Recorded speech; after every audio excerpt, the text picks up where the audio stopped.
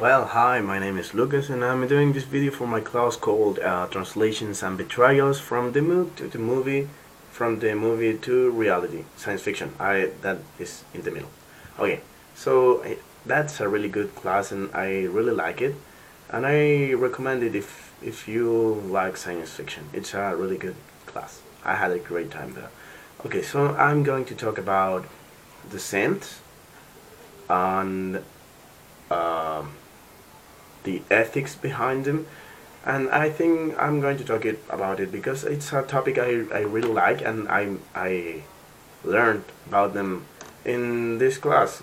I didn't know what the synths were, and now I know. So for those who don't know, the synths or a synth is a robot-like person, but so real. I mean, so human that you don't realize it is a robot, and that's the real thing with them, and why the ethics applied to them should be different, or if they are created, they will be thing, a thing to talk about. So, first I have to assume that if we create synths in a future, we will already be familiar with robots and everything related to them, because I think synths will be the biggest accomplishment of a human inventor, I think, or mankind. I don't know. So, the ethics behind the synths. If we create a synth, I mean the first synth, should it be under the same rules robots are under? I'm assuming they're under some rules like the three laws of robotics made by Asimov, and I don't know, because I think it a synth shouldn't be under those laws, because if we are creating a human-like robot, why would we want it or him, I don't know how to call them, to be just a robot? I mean, he won't be human, and that's the point. It has to be human.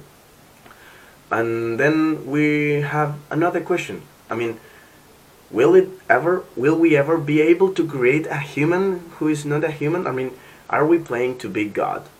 I think so. And can a human not be born? I mean, and be created like a machine and still be human?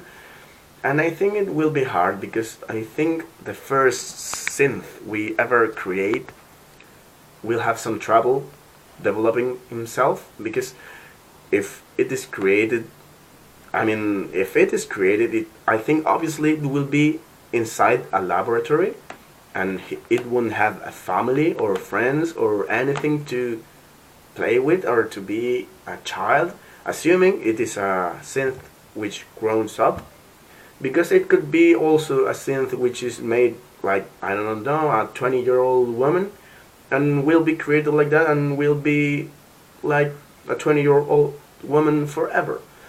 And if that is the case, how are we gonna how are we manage to make her a human-like person? It's really hard. And assuming we already do that, we already teach a synth how to be human, how to talk, how to be, uh, how to be a human. There comes the ethics applied to them. If a synth ever commits a crime, what are we going to do with it? Are we going to send it to jail, where it will be forever, I think? Or I don't know if they will have batteries and they run off and turn off. Or will we kill them? Do they deserve to be killed? I mean, do they have rights? Those are more questions. Do are will be they are they going to be able to have families? Can a synth have a family? Or I don't know. Will a synth? I mean, can synths have jobs? I think they will have jobs, but if we ever do that, it will be something so hard to explain that I think the all everything, like philosophically, politically, historically, it will be a change, an important change, and it will be hard. Thank you.